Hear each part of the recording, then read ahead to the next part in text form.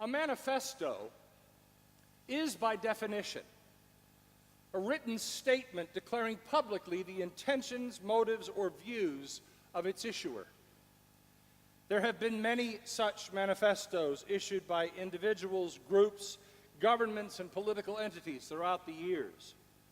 There have even been manifestos issued by the church and those who claim they speak for all churches and all Christians. Such a manifesto was issued this week with the publication of something called the Nashville Statement. You can Google it.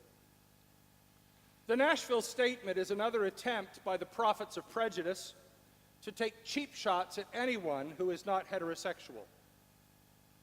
In the preamble, they state, "Our true identity as male and female persons is given by God. It is not only foolish but hopeless to try to make ourselves what God did not create us to be." What follows are 14 articles that are a fantastic example of horrible theology and velvet-gloved judgment. But it is a manifesto. It publicly declares the intentions of its writers. Throughout the history of the church, statements declaring what the church believes have been issued. In our tradition, we call them confessions of faith. They are written statements that declare the motives, views, or of its issuer, in this case, the Presbyterian Church USA. Beginning with the Apostles' Creed and running through the centuries down to the Belhar Confession, we Presbyterians take time every now and then to put down in words what we say we believe and how we are to live those beliefs in our daily lives. And we should not be surprised that throughout the Bible, there are moments when the words read like a manifesto. One such passage is before us this morning. In the letter to the Romans, Paul gives us a written statement declaring publicly the intentions, motives, or views of its issuer. Paul tells us not so much what we should believe, but offers us a lesson on how we, as God's people, are called to live and act and interact with the world around us. When you go to the 12th chapter of Romans, the instructions simply pour forth. By count, there are 23 injunctions offered to us and all of God's people. And the simple truth is that these lessons will preach in a church, in a synagogue, in a mosque among the three monotheistic traditions, and there is plenty of common ground with those beyond the Abrahamic faiths. Let love be genuine. Hate what is evil.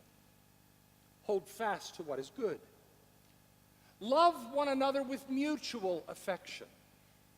Outdo one another in showing honor. Do not lag in zeal. Be ardent in spirit. Serve the Lord. Rejoice in hope. Be patient in suffering. Persevere in prayer. Contribute to the needs of the saints. Extend hospitality to strangers. Bless those who persecute you. Bless and do not curse them. Rejoice with those who rejoice. Weep with those who weep. Live in harmony with one another. Do not be haughty, but associate with the lowly. Do not claim to be wiser than you are. Do not repay anyone evil for evil, but take thought for what is noble in the sight of all. If at all possible, so far as it depends on you, live peaceably with all people. Beloved, never avenge yourselves, but leave room for the wrath of God. If your enemies are hungry, feed them. If they are thirsty, give them something to drink. We could spend the next 23 weeks unpacking that passage.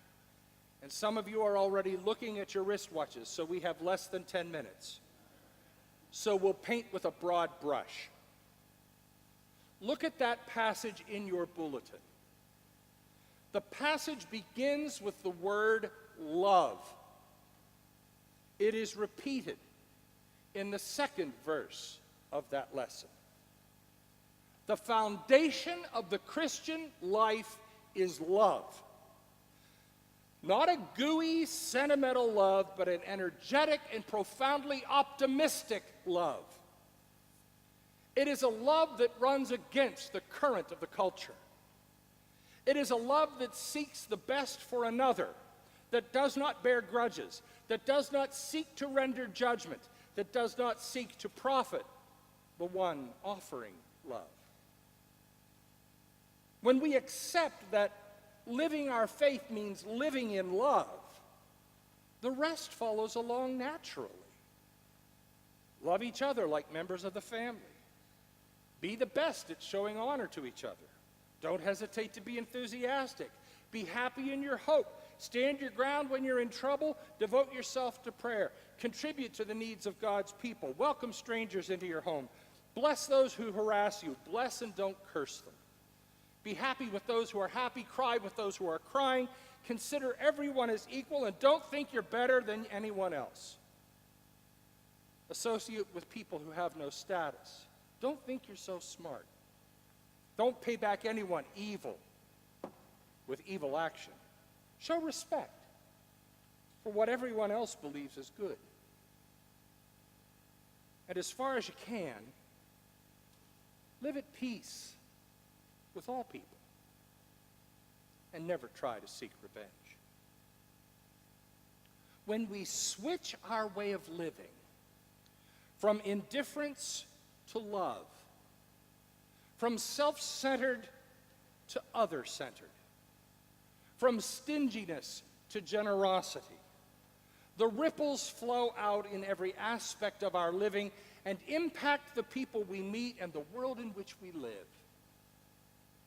And there it is, a Christian Manifesto.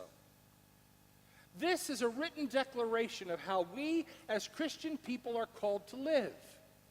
It's been before us for over 2,000 years, and it's still as fresh and still as challenging as it ever was. It is a life based on love and expresses love in every interaction with every person, whether we like them or not, whether we agree with them or not, whether we vote like them or not, or any of the other distinctions that we seem to deem so critically important in our time. Now, fair warning, it's not an easy way to live. It's challenging each and every day, and you know it is. You wake up in the morning, and you recommit yourself to the life of love. You make that commitment to God and to Jesus that you're going to live as God calls you to live. You're feeling positive, you're feeling excited, you're feeling energized, and then you get out of bed. And it isn't too long before every pledge, every promise, and every commitment you made is challenged on every front. Been there, done that, got the scars to prove it. But we have to stick at it. This is too important for each of us, and for all of us, and for the world for us to give up. Live the life of love. When you encounter evil, overcome it with good. When you encounter judgment, pour out grace. When you encounter hatred, let laughter resound. When you encounter pessimism, let your enthusiasm shine. When you encounter your own ego, remember the really dumb thing you did. And when you are tempted to get even, take a page from Frozen. Let it go. God noticed. That's all that's important. Love. It's just that simple. And it's just that complicated. Let love be genuine. Hate what is evil. Hold fast to what is good. Love one another with mutual affection. Outdo one another in showing honor. Love. Authentic, genuine, unadulterated love for now and evermore. Amen.